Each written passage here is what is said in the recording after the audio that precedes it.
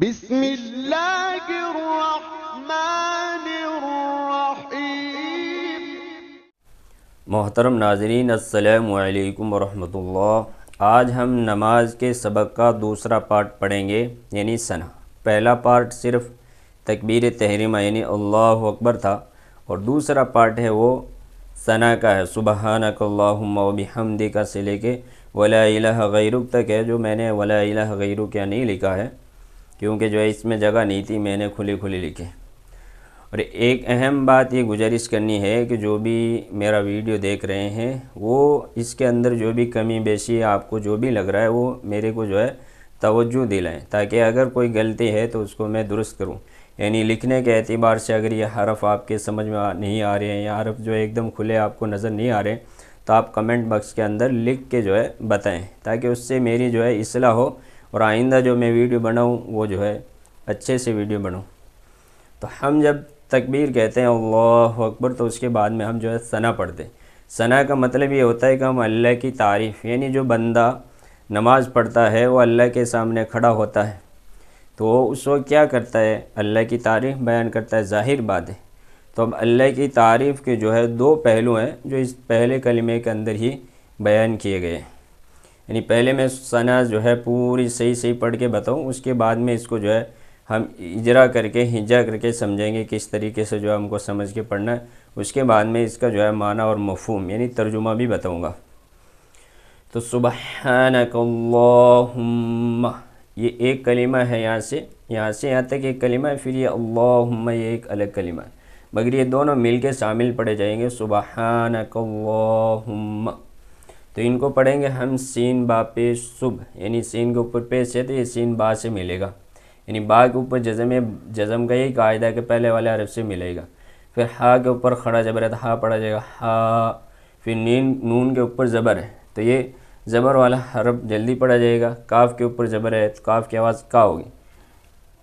سبحانک، یعنی اس میں جو ہے کھینچ کے پڑھا جانے والا حرف صرف ہا، اس کے اوپر کھڑا زبر ہے۔ پھر آگے اللہ کا لام ہے یہ، اور اللہ کے لام کے جب پہلے زبر آئے تو اللہ کا لام پور ہوگا تو اس کو ہم پور پڑھیں گے، یعنی منہ بھر کے پڑھیں گے، سبحانک اللہ، کاف لام زبر کل، لام کھڑا زبر اللہ، سبحانک اللہ، حامیم پیش ہم، میم زبر ما، ہم، سبحانک اللہم، واو زبر وا، بی بازیر بی، و بی ہم، ہا دال زبر ہم، و بی ہم، دال زیر دی، و بی حمدی کا، کاف زبر کا، و بی حمدی کا، سبحانک اللہم و بی حمدی کا، و تا با کے اوپر کھڑا زبر ہے، واو کے اوپر زبر، تا کے اوپر زبر، تو دونوں کی آواز و تا با۔ پھر یہ اگلا حرف ہے را، را کے اوپر زبر، و تبار، کاف کو سین جو ملیں گے کس، و تبارکس مو، و تبارکس مو، یہ میم حرف ہے اس کے اوپر پیش ہے، و تبارکس مو کا، کاف کے اوپر زبر ہے، و تبارکس مو کا، و تا عین کے اوپر کھڑا زبر، لا، لام کے اوپر کھڑا زبر، یعنی ان دو حرفوں کو کھینچنا نہیں ہے اور دو حرفوں کی آواز کو کھینچنا ہے۔ وتعالی، جیم کے اوپر زبر تو جا، اور جب دال کے اوپر جو ہے تشدید آ گئے تو یہ تشدید والا حرف دو بار پڑھا جائے گا، یعنی ایک بار جیم سے ملے گا، جیم دال زبر جد، دال پیش دو جدو، پھر آگے کاف زبر کا، وتعالی جدو کا۔ اس طریقے سے ہمیں قرآن صحیح پڑھنا ہے اور یہ بھی نماز بھی صحیح پڑھنی ہے، اور انشاءاللہ میں ہر وہ ویڈیو بناؤں گا جس کے اندر ایک ایک چیز کو سمجھانے کی کوشش کروں گا، ٹھیک ہے۔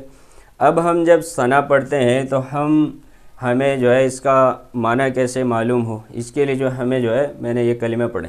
جب ہم سبحانک کہتے ہیں تو یوں کہتے ہیں، اے اللہ ہم تیری پاکی کا اقرار کرتے ہیں، یعنی سبحانک اللہم، یہاں سے لے کے یہاں تک کہ یہ معنی ہوتا ہے اے اللہ ہم تیری پاکی کا اقرار کرتے ہیں، وبحمدک، اور تمام تعریفیں تیرے لیے ہیں، یعنی تعریف کے لائق بھی تو ہے اور تو ہر عیب سے پاک ہے، یعنی اللہ تعالیٰ کو ہم نماز کے اندر یہ کہتے ہیں اے اللہ ہم تیری پاکی کا اقرار کرتے ہیں، یعنی تو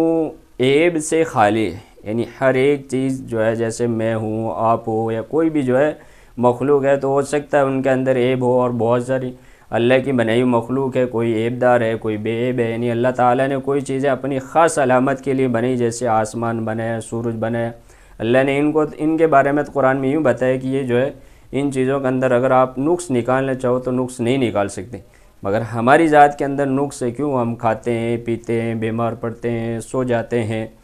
اور جو ہے بیمار پڑ جاتے ہیں، بہت ساری جو ہے چیزیں ہمیں لاحق ہو جاتی ہیں، بوڑھاپا بھی آتا ہے، بہت ساری چیزیں ہمارے اوپر آ جاتی، مگر اللہ تعالیٰ یعنی جو انسان کے اندر جو عیوب ہے ان میں سے کوئی ایک چیز بھی اللہ تعالیٰ کی وہ نہیں ہے، عیبدار اللہ کی ذات نہیں ہے۔ تو اللہ تعالیٰ سے ہم سب سے پہلے یہ ایک اللہ کی تعریف بیان کرنے کا جو ایک انداز ہوتا ہے، ایک تو تعریف کرنے کی یہ کہ اللہ تعالیٰ تو جو ہے سب سے بلند ہے، سب سے بالا ہے، ساری چیزوں کو بنانے والا ہے، تو سب کا پروردگار ہے، ایک تو یہ تعریف۔ دوسری ایک تعریف کا پہلو یہ ہے کہ ہم یہ کہتے ہیں کہ اللہ تو بے عیب ہے، یعنی انسان کی بھی ہم کسی کی تعریف کرتے ہیں تو کسی کو کہتے ہیں وہ ڈاکٹر بہت اچھا ہے، وہ لوگوں کا علاج جو ہے آسانی کے ساتھ کم پیسے کے اندر مفت میں کر دیتا ہے، اور کسی انسان کے بارے میں ہم تعریف کرتے ہیں، یوں کہتے ہیں وہ انسان جھوٹ نہیں بولتا، وہ انسان چغلی نہیں کھاتا، وہ انسان جو ہے ناجائز اور حرام کام نہیں کرتا، تو وہ ایک تعریف کا پہلو ہوتا ہے، ایک تعریف کا یہ پہلو ہوتا ہے۔ اللہ کی تعریف کے دو پہلو، ایک پہلو تو یہ ہے کہ اللہ تعالیٰ کو ہم کہتے ہیں اللہ تو بے عیب ہے، دوسری بات یہ کہتے ہیں اللہ تمام تعریفیں تیرے ہی لیے ہیں، اور اس کے بعد میں تیسری بات یہ آگے وَتَبَارَكَ اسْمُكَ، یعنی دوسرے کلمے کا معنی ہے وَبِحَمْدِكَ کا، اور تمام تعریفیں تیرے لیے ہیں، اور تیسرا کلمہ آ گیا وَتَبَارَكَ اسْمُكَ، اور تیرا نام برکت والا ہے، وَتَبَارَكَ اسْمُكَ، اور تیرا نام برکت والا ہے، وَتَعَالَى جَدُّكَ، اس کا معنی ہے اور تیری بزرگی برتر ہے، تو وَتَبَارَكَ اسْمُكَ کا معنی یہ ہے کہ اور تیرا نام بہت برکت والا ہے، یعنی اللہ کے نام کی جو ہے ہم بسم اللہ پڑھتے ہیں، اللہ کا نام لے کے جس چیز کے اوپر جو ہے دم کرتے ہیں اس کو جو ہے شفا مل جاتی ہے، اللہ کے کلام کے اندر بھی شفا ہے، تو ایسے ہی اللہ تعالیٰ کے نام کے اندر بھی اللہ تعالیٰ نے ایک خاص تاثیر رکھی، جیسے ہم کلمہ پڑھتے ہیں یا اللہ کے نام کو بار بار پڑھتے ہیں تو ہمارے دلوں کے اندر نورانیت آتی ہے، اگر ہم ہمارے گھروں کے اندر اللہ کا نام لیوے تو جو ہے گھروں کے اندر بھی خیر اور برکت آتی ہے، تو اس کے اندر یوں فرمایا وَتَبَارَكَ اسْمُكَ کہ اور تیرا نام برکت والا ہے، اور وَتَعَالَى جَدُّكَ، اور تیری بزرگی، آگے کا جو ہے لکھا ہوا نہیں ہے، وہ آگے لکھا ہوا یوں ہے، اور تیری بزرگی برتر ہے، برتر ہے، یعنی سب سے اعلیٰ اور سب سے افضل تو ہے، سب سے اونچا تو ہے، سب سے بلند و بالا تو ہے، تو ہمیشہ رہے گا،